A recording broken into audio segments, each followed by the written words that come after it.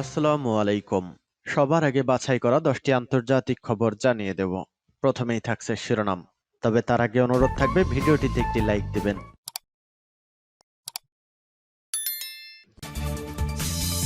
পুরোদমে ইসরায়েল ফিলিস্তিনি যুদ্ধ চলছে, জানিয়ে দিব হাতে থাকা গুরুত্বপূর্ণ আপডেট আন্তর্জাতিক সংবাদ। প্রথমেই সংবাদ শিরোনাম, গাজা যুদ্ধের ১০০তম দিবস উপলক্ষে হামলা পাল্টা হামলা অব্যাহত। এরপর জানিয়ে দিব ইসরায়েলিদের ওপর গাড়ি চালিয়ে দিলেন ফিলিস্তিনি, আহত ১৮। এদিকে গাজা যুদ্ধ নিয়ে নেতানিয়াহুর মন্ত্রিসভায় বিরোধ ও মতপার্থক্য চরমে। আরও জানিয়ে দিব ন্যাটোতে ২০,০০০ সেনা দেবে যুক্তরাজ্য। এরপর জানিয়ে দিব হুতিদের ক্ষেপণাস্ত্র ধ্বংস করার দাবি মার্কিন বাহিনীর। এবং সর্বশেষ জানিয়ে দিব রাশিয়ার গোয়েন্দা বিমান ভূপাতিত করার দাবি ইউক্রেনের। শুনছিলেন সংবাদ শিরোনাম, এখন বিস্তারিত। তবে অনুরোধ থাকবে ভিডিওতে একটি লাইক করে দিন এবং কমেন্ট করে জানিয়ে দিন আপনার মূল্যবান মতামত। গাজা যুদ্ধে ১০০তম দিবস উপলক্ষে হামলা পাল্টা হামলা অব্যাহত।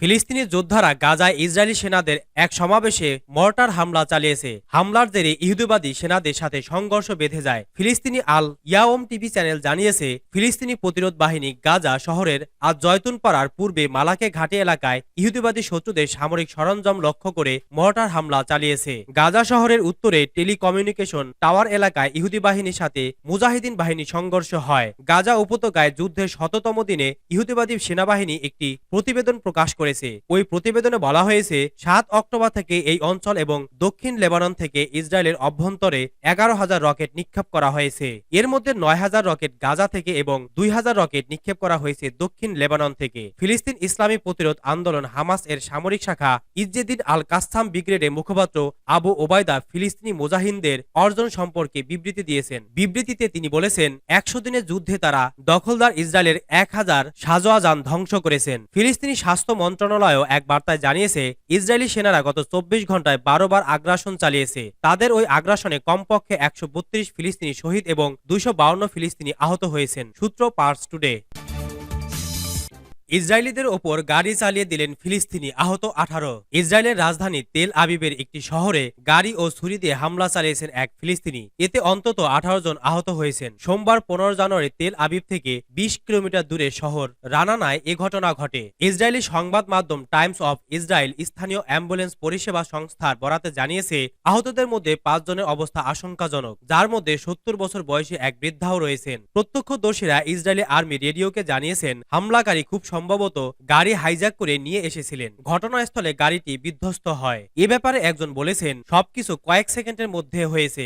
আমরা গাড়ি বিধ্বস্ত হওয়ার শব্দ শুনতে পাই। আমরা দেখতে পাই গাড়ি চালক এক নারীকে ছুরি দিয়ে আঘাত করছেন। ওই সময় ওই নারী পালিয়ে যান। এরপর হামলাকারী ৬০ বছরের এক বৃদ্ধাকে ছুরিকাঘাত করেন। ওই সময় সেখানে অনেক মানুষ চিৎকার করছিলেন। অপর এক প্রত্যক্ষদর্শী বলেছেন, ৩ জনকে এক ব্যক্তি শপিং মলের কাছে ছুরিকাঘাত করতে আমি দেখেছি। সেখান থেকে একটি গাড়ি হাইজ্যাক করেন তিনি। এরপর ওই গাড়ি দিয়ে অনেক মানুষকে চাপা দেয়। ইসরায়েলি পুলিশের মুখপাত্র এলি লেভি আর্মি রেডিওকে বলেছেন, এই হামলার পেছনে কি উদ্দেশ্য রয়েছে সেটি নিশ্চিত করে তারা বলতে পারছেন না। ইসরায়েলি অপর সংবাদ মাধ্যম চ্যানেল ১২ জানিয়েছেন, হামলাকারী একাধিক স্থানে গেছেন এবং সেসব জায়গায় হামলা চালিয়েছেন। তিনি প্রথমে একটি গাড়ি চালককে ছুরি দিয়ে আঘাত করেন। এরপর গাড়িটি নিয়ে ৩ জনকে ধাক্কা দেন। এরপর গাড়িটি আটকে যাওয়ার পর সেটি ফেলে দিয়ে অপর একটি গাড়ি হাইজ্যাক করেন এবং আজুহা সড়ক দিয়ে চালিয়ে যাওয়ার সময় বেশ কয়েকজনকে চাপা দেন। পুলিশ জানিয়েছে, হামলাকারী ওই ফিলিস্তিনি পশ্চিম তীরের হেব্রনের বাসিন্দা এবং তাকে গ্রেফতার করা হয়েছে। পুলিশ আরও জানিয়েছে, এ ঘটনায় সব মিলে ৩টি গাড়ি হাইজ্যাক করে সে। এরপর শহর জুড়ে চালায় তাণ্ডব। গাজা যুদ্ধ নিয়ে নেতানিয়াহুর মন্ত্রিসভায় বিরোধ ও মতপার্থক্য চরমে। গাজা উপত্যকার বিরুদ্ধে ইহুদিবাদী ইসরায়েলের পাশবিক হামলার ১০০ দিন পেরিয়ে গেল তেল আবিব সরকারের দৃশ্যমান কোনো অর্জন না থাকায় অধিকৃত অঞ্চলে অভ্যন্তরীণ মতবিরোধ প্রকট আকার ধারণ করেছে। গাজা যুদ্ধ শুরুর আগে দখলকৃত অঞ্চলগুলো প্রকাশ্যে রাজনৈতিক ও সামাজিক বিভাজনের সাক্ষী ছিল। এই বিভাজন এবং মতবিরোধের ফলশ্রুতিতে আমরা প্রধানমন্ত্রী বেনিয়ামিন নেতানিয়াহু এবং তার মন্ত্রিসভার বিরুদ্ধে ক্রমাগতভাবে হাজার লোকের বিক্ষোভ প্রত্যক্ষ করেছি। পেরেছি। এমনকি নেতানিয়াহুর মন্ত্রিসভা গঠনের আগে এসব বিভক্তি লক্ষ্য করা গিয়েছিল। বিভিন্ন দল ও তাদের নেতারা মন্ত্রিসভা গঠন এবং রাজনৈতিক অচলাবস্থা ভাঙ্গার জন্য ঐক্যমত পৌঁছতে সক্ষম হয়নি। এই কারণে গত 4 বছরে 5টি সংসদীয় নির্বাচন অনুষ্ঠিত হয়েছিল এবং 2022 সালের শেষের দিকে অনুষ্ঠিত পঞ্চম নির্বাচনের ফলাফল ছিল বর্ণবাদী চরমপন্থীদের অংশগ্রহণে নেতানিয়াহু জোট মন্ত্রিসভা, যেটি বিদ্যমান মতবিরোধের ব্যবধান আরও বাড়িয়ে দিয়েছিল। 100 দিন ধরে চলা গাজার যুদ্ধ এই মতবিরোধের ব্যবধানকে আরও খারাপ অবস্থায় নিয়ে গেছে। এই সমস্যাটি বিভিন্ন আকারে দেখা দিয়েছে। নেতানিয়াহু এবং তার মন্ত্রিসভার কিছু মন্ত্রী, বিশেষ করে তার সঙ্গে যুদ্ধ মন্ত্রীর মধ্যে ব্যাপক মতবিরোধ সৃষ্টি হয়েছে। যুদ্ধমন্ত্রী ইয়েভ গ্যালন্ট নেতানিয়াহুর বিরুদ্ধে মন্ত্রণালয়ের কাজ ব্যাহত করার অভিযোগ করেছেন এবং একই সঙ্গে দলগুলোর মধ্যে অবিশ্বাসও ছড়িয়ে পড়েছে। ইসরায়েলের চ্যানেল 12 টিভি জানিয়েছে, নেতানিয়াহুর অফিস বিশ্বাস করে যে গ্যালান্টের অফিস নেতানিয়াহুর সাথে তার ব্যক্তিগত বৈঠকের বিষয়বস্তু ফাঁস করে দিয়েছে। এর আগে গ্যালান্ট বলেছিলেন যে নেতানিয়াহু তাকে গাজা যুদ্ধের সাথে সম্পর্কিত গোপনীয় তথ্য সরবরাহ করেননি যখন তিনি সরকারের যুদ্ধ মন্ত্রী হিসেবে আছেন। ন্যাটোতে 20,000 সেনা দেবে যুক্তরাজ্য। ইউক্রেন যুদ্ধ শুরুর পর থেকেই শক্তি বাড়িয়ে চলেছে পশ্চিমা সামরিক জোট ন্যাটো। তাদের একটাই লক্ষ্য রাশিয়ার প্রেসিডেন্ট ভ্লাদিমির পুতিনকে থামানো। এই লক্ষ্যে অর্থ, অস্ত্র ও কৌশল সবকিছু নিয়ে মাঠে নেমেছেন পশ্চিমা নেতারা। এবার ন্যাটোর শক্তি আরও বাড়াতে জোটে 20,000 সেনা দেওয়ার প্রতিশ্রুতি দিয়েছে যুক্তরাজ্য।